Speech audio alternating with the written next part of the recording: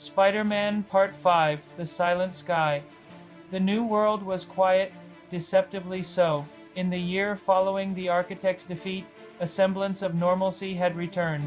The world, having stared into the abyss, collectively decided to look away, focusing on rebuilding and forgetting. But Peter couldn't forget. The silent sky was no longer empty to him.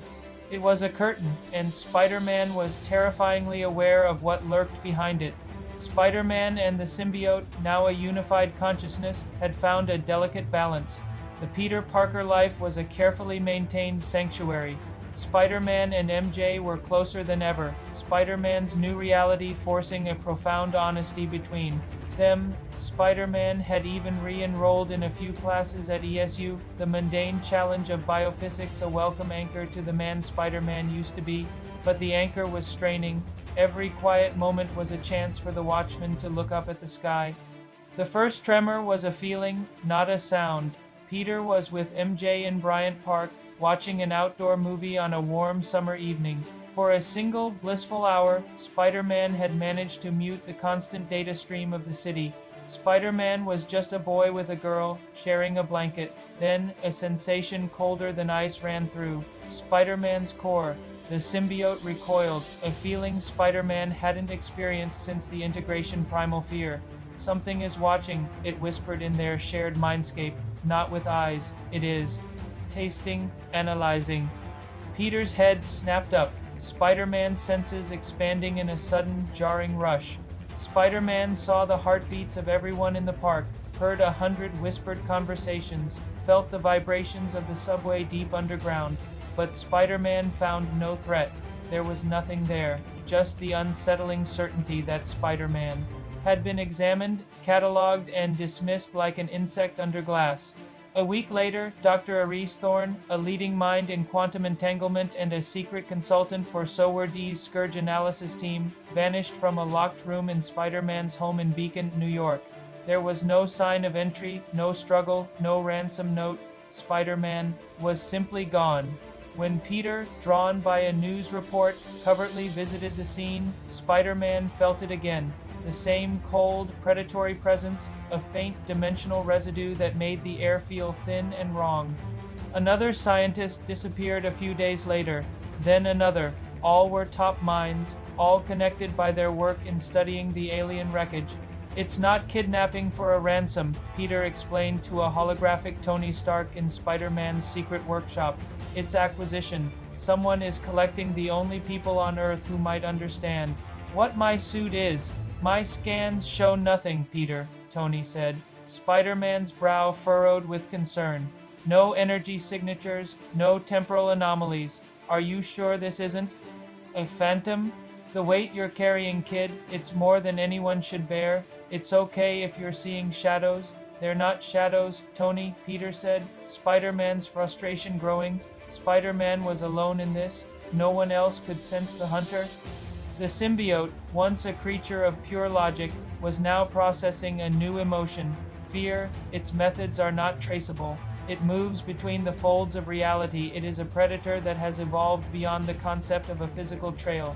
It is hunting us, Peter. It is learning how to build the perfect trap by studying those who study our technology.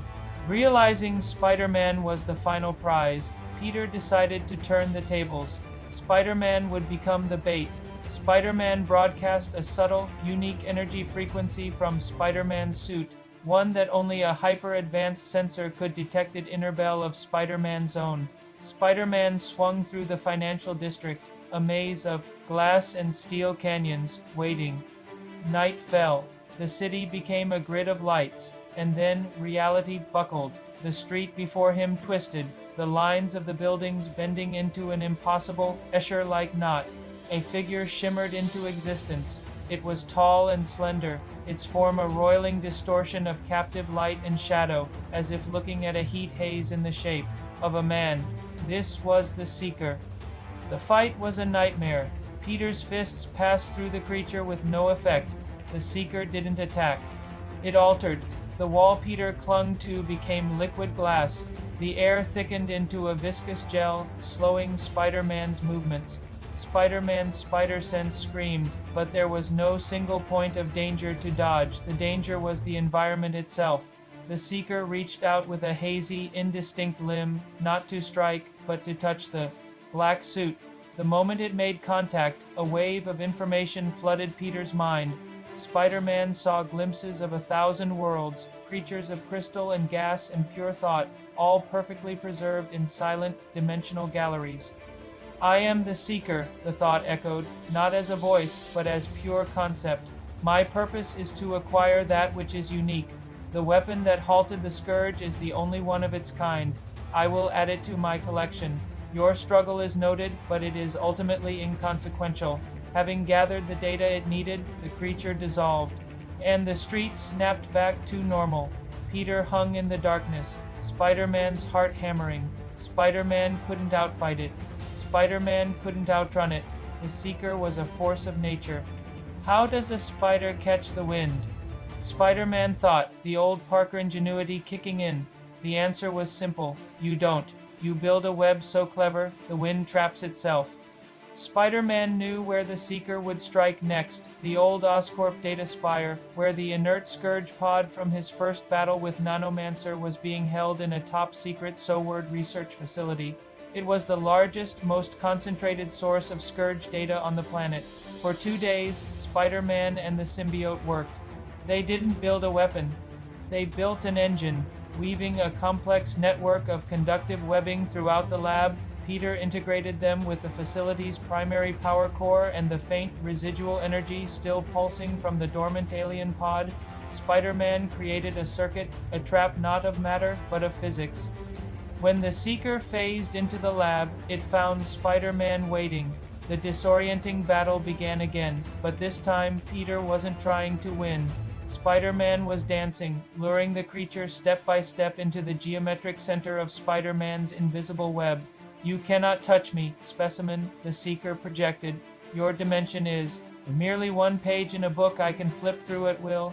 I've read a few books myself, Peter shot back, dodging a floor panel that had turned into a gaping maw, and I know every story has to have a setting. With a final leap, Spider-Man vaulted over the creature, landing on the master control panel. Welcome to New York.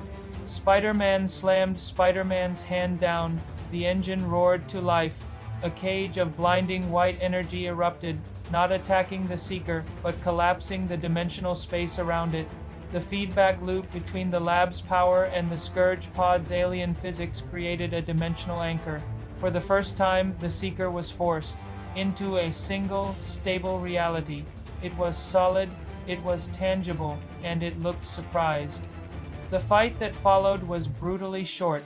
Without its reality-warping abilities, the Seeker was just a physical being, and it was no match for the speed, strength, and fury of a Spider-Man fighting on Spider-Man's home turf. The defeated, contained creature looked at him, its form now a solid, chrome-like humanoid. You are an anomaly. You protect that which you are part of. By proving yourself a capable guardian, you have only elevated the value of your collection. A final, chilling thought was projected into his mind. The title of weapon is a prize, and the universe is filled with collectors far more vast than I. SOWORD agents, alerted by Tony Stark, arrived to take the cosmic poacher into custody. Nick Fury himself, emerging from the shadows, gave Peter a long, calculating look. You're playing in the big leagues now, Parker. Hope you're ready for the attention that brings. Back in the quiet of Spider-Man's apartment, the dawn breaking. Over Queens, Peter looked at Spider-Man's own reflection. The symbiote was a silent, comforting presence now, their shared victory a powerful bond, but the wind felt hollow. Spider-Man had stopped the invasion. Spider-Man had stopped the echo. Spider-Man had stopped the hunter. But Spider-Man knew, with a certainty that chilled him too, the bone, that Spider-Man's life was no longer about stopping fires. It was about standing guard over a powder keg, knowing the whole universe was playing with matches. The watch had just begun.